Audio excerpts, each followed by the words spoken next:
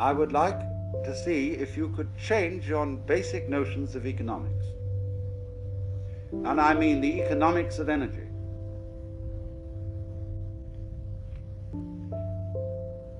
We are always scrimping and saving because our economics are based on scarcity rather than exuberance.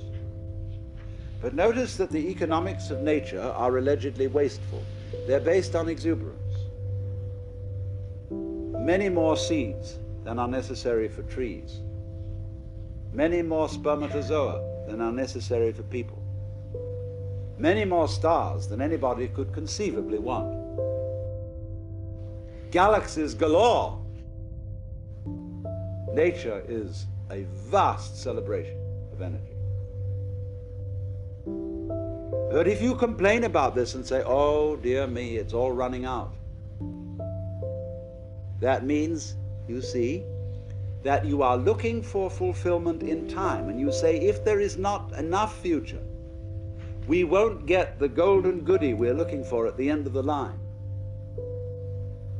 See, there is that feeling, there is the great golden goody. And it's represented in religious art by the golden flower. This is everywhere. When a human being tries to symbolize what it is that he really wants at the end of the line, very often thinks of a flower. There is the celestial rose in Dante's Vision of Paradise. There is the golden lotus of Mahavairocana, the great sun Buddha, at the center of the mandala. There is the rose garden of Our Lady.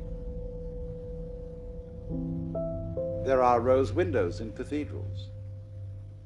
Always that flower at the end of the line.